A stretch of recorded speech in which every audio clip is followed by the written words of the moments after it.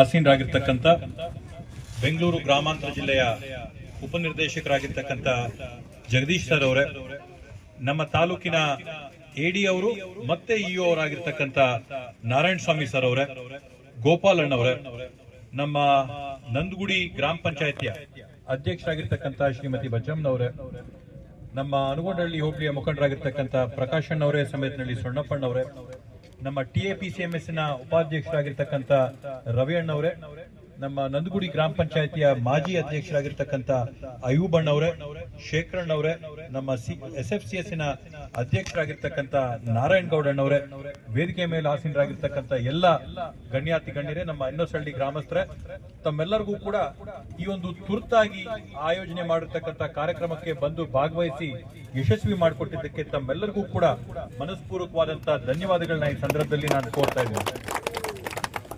ಬಂಧುಗಳೇ, ಇಲ್ಲಿ ಎನ್ನೋಸಳ್ಳಿಗೆ ಬಂದಾಗ ಸಾಮಾನ್ಯವಾಗಿ ನಾವು ಎಲೆಕ್ಷನ್ ಟೈಮ್ ಅಲ್ಲಿ ನಿಂತು ಭಾಷಣ ಮಾಡಂತ ಸ್ಥಳ ದೇವಸ್ಥಾನದ ಮುಂದೆ ಡೈರಿ ಎದುರಾಗಿ ಇಲ್ಲಿ ನಿಂತು ನಾವು ಸಾಮಾನ್ಯವಾಗಿ ಭಾಷಣ ಮಾಡಂತದ್ದು.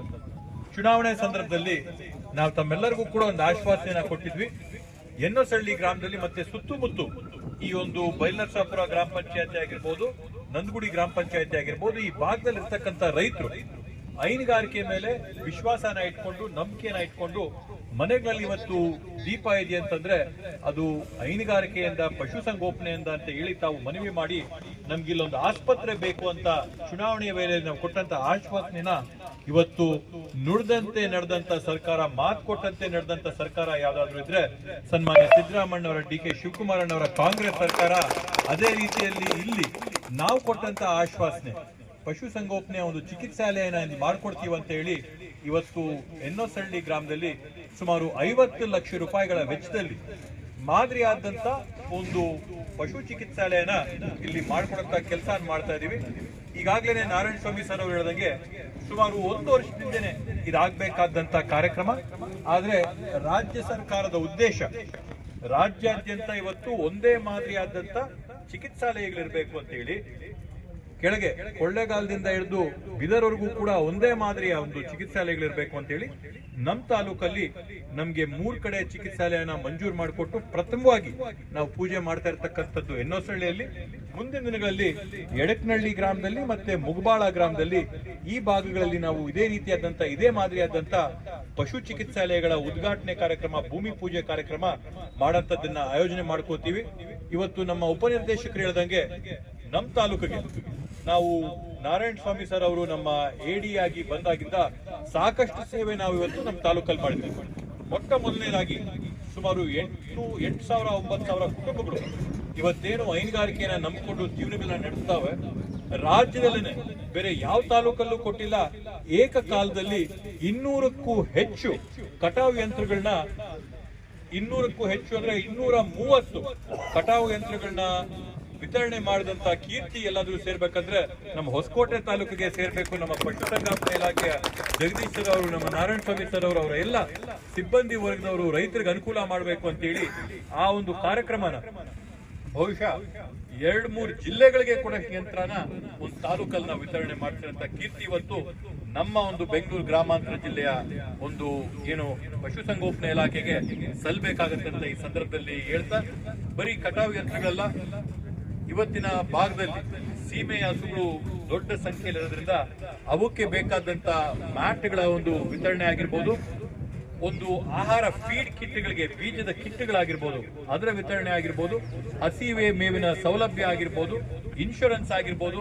ಕಳೆದ ವರ್ಷ ನಾವು ಮಾಡ್ದಂಗೆ ಏನು ಇವತ್ತು ಜನಗಣತಿ ಮತ್ತೆ ಜಾತಿ ಗಣತಿ ಅಂತ ಪಶು ಗಣತಿಯ ಒಂದು ವ್ಯವಸ್ಥೆನೂ ಕೂಡ ಇಲ್ಲಿ ಮಾಡಿ ನಮ್ಮ ಭಾಗದಲ್ಲಿರ್ತಕ್ಕಂಥ ರೈತರಿಗೆ ಏನೇನೆಲ್ಲ ಅನುಕೂಲ ಮಾಡ್ಕೊಡ್ಬೇಕೋ ಆ ಎಲ್ಲಾ ಸೌಲಭ್ಯಗಳನ್ನು ಕೂಡ ನಾವು ಮಾಡ್ಕೊಳ್ತಾ ಬರ್ತಾ ಇದೀವಿ. ತಾವು ನೋಡ್ದಂಗೆನೆ ರೈತರಿಗೆ ಇನ್ನೂ ಕೂಡ ಚೆನ್ನಾಗಿರ್ಬೇಕು ಅನ್ನೋಂತ ಒಂದು ನಿಟ್ಟಿನಲ್ಲಿ ನಂದಗುಡಿ ಹೋಬಳಿ, ಸೂಲ್ಬೆಲೆ ಹೋಬಳಿಯಲ್ಲಿ ನಮಗೆ ಅಂತರ್ಜಲದ ಕೊರತೆ ಇರೋದ್ರಿಂದ, ಆ ಅಂತರ್ಜಲ ಕುಸಿದು ಹೋಗ್ತಾ ಇರೋದ್ರಿಂದ ಅದನ್ನ ತೆರೆದೂಗಿಸಬೇಕು ಅನ್ನೋ ಒಂದು ನಿಟ್ಟಿನಲ್ಲಿ ಕರ್ನಾಟಕ ರಾಜ್ಯ ಸರ್ಕಾರ ಸುಮಾರು 140 ಕೋಟಿ ರೂಪಾಯಿಗಳ ವೆಚ್ಚದಲ್ಲಿ 59 ಕೆರೆಗಳು ತುಂಬಂತ ಕೆಲಸನ ಇವತ್ತು ನಮ್ಮ ಕಾಂಗ್ರೆಸ್ ಸರ್ಕಾರ ನಂದಗುಡಿ ಸೂಲ್ಬೆಲೆ ಹೋಬಳಿಗೆ ಮಾಡಿಕೊಂಡಿರ್ತಕ್ಕಂಥ ಕೀರ್ತಿ ಇವತ್ತು ನಮ್ಮ ಸರ್ಕಾರಕ್ಕೆ ಸಲ್ಲಬೇಕಾದಂಥದ್ದು.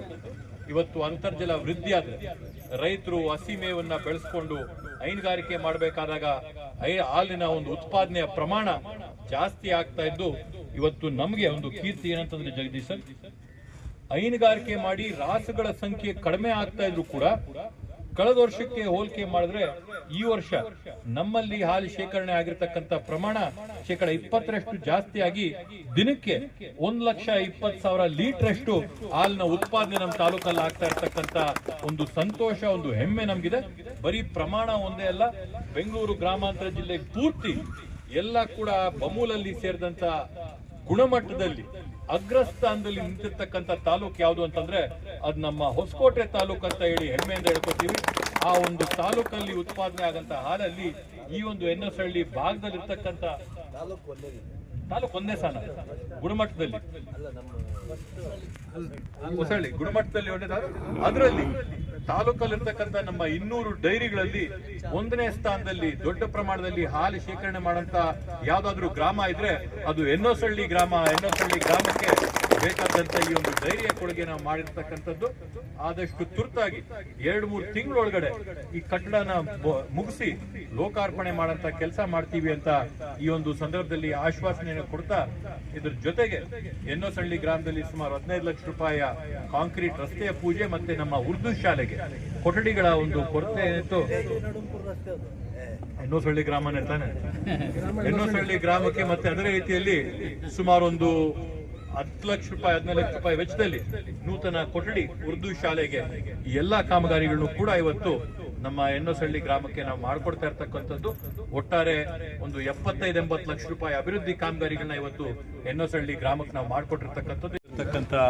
ನಂದಗುಡಿ ಗ್ರಾಮ ಪಂಚಾಯತಿ, ನಮ್ಮ ಬೈಲನರಸಾಪುರ ಗ್ರಾಮ ಪಂಚಾಯತಿ ಮತ್ತು ಶಿವನಾಪುರ ಗ್ರಾಮ ಪಂಚಾಯತಿಗೆ ಸೇರಿದಂಥ ಗ್ರಾಮಗಳಲ್ಲಿ DMFನ ಒಂದು ಅನುದಾನದಲ್ಲಿ ನಿಧಿಯಲ್ಲಿ ಸುಮಾರು 1,45 ಲಕ್ಷ ರೂಪಾಯಿಯಷ್ಟು CC ರಸ್ತೆಗಳು, ಚರಂಡಿಗಳ ಕಾಮಗಾರಿ ಮತ್ತು ಇಲ್ಲಿ ಶಾಲೆಗಳ ದುರಸ್ತಿ ಕಾಮಗಾರಿ ಮತ್ತು ನೂತನ ಕಟ್ಟಡಗಳು, ಕೊಠಡಿಗಳ ಕಾಮಗಾರಿಗೆ ಇವತ್ತು ಚಾಲನೆ ಕೊಟ್ಟಿದ್ದೀವಿ.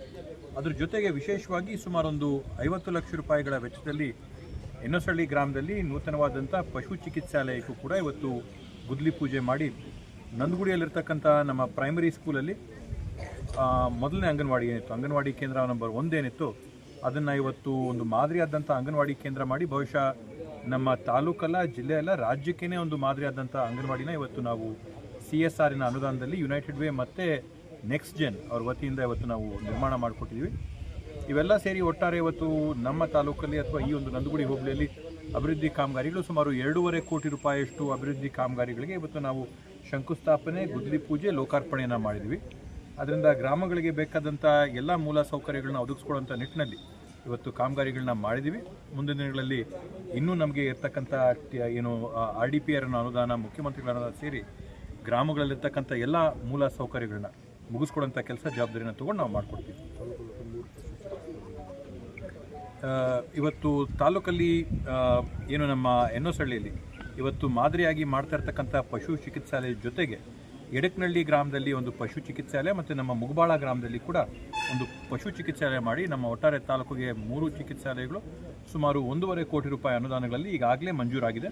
ಅದರ ಜೊತೆಗೆ ಎಲ್ಲೆಲ್ಲಿ ನಮ್ಮ ವೆಟನರಿ ಡಿಪಾರ್ಟ್ಮೆಂಟಿನ ಸ್ವತ್ತಿದೆ, ವೆಟನರಿ ಡಿಪಾರ್ಟ್ಮೆಂಟಿನ ಆಸ್ಪತ್ರೆಗಳು, ಸಬ್ ಸೆಂಟರ್ಗಳಿವೆ, ಅವೆಲ್ಲವಕ್ಕೂ ಕೂಡ ಕಾಂಪೌಂಡ್ಗಳು ಹಾಕಿ ಎಲ್ಲ ಮಾಡಬೇಕಾದಂಥ ಕೆಲಸ ಏನಿದೆ ಅದು ನಾವು ಸರ್ಕಾರದಲ್ಲಿ ಮನವಿ ಮಾಡಿಕೊಂಡು ಸುಮಾರು 5 ಕೋಟಿ ರೂಪಾಯಿಗಳ ಅನುದಾನ ಇವತ್ತು ನಾವು ಬಿಡುಗಡೆ ಮಾಡ್ಕೊತಾರಂಥ ಒಂದು ವಿಶ್ವಾಸ, ನಂಬಿಕೆ ಕೂಡ ಇದೆ.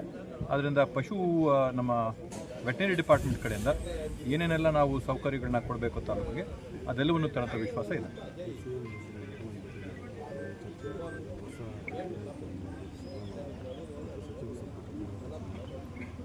ಇವತ್ತು ಜಾತಿ ಜನಗಣತಿ ಬಗ್ಗೆ ಸಾಕಷ್ಟು ಚರ್ಚೆಗಳು ನಾವು ಆಗಿರ್ತಕ್ಕಂಥದ್ದು ಎಲ್ಲರೂ ಕೂಡ ನೋಡಿದ್ದೀವಿ, ಗಮನಿಸಿದ್ದೀವಿ.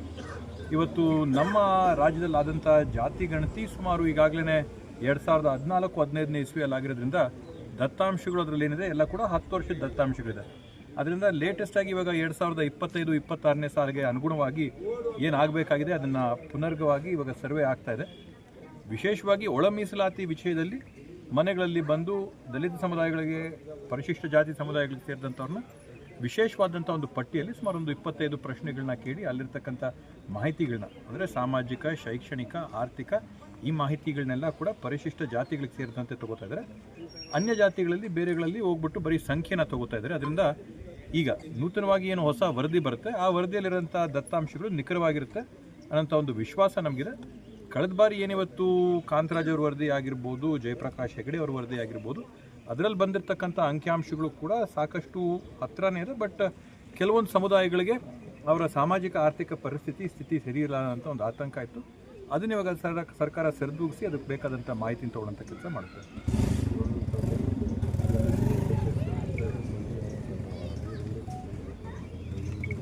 ಸಚಿವ ಸಂಪುಟದಲ್ಲಿ ಇರೋದ್ರೆ 33-34 ಸ್ಥಾನ, ಇನ್ನು 15-20 ಜನ ಎಲ್ಲಿಂದ ತಗೋತಾರೆ. ನಮ್ಗಾದಾಗ ಫಸ್ಟ್ ನಿಮಗೆ ನನಗೆ ಮಾಹಿತಿ ಕೊಡ್ತೀನಿ ಏನಾದರೂ ಆದರೆ.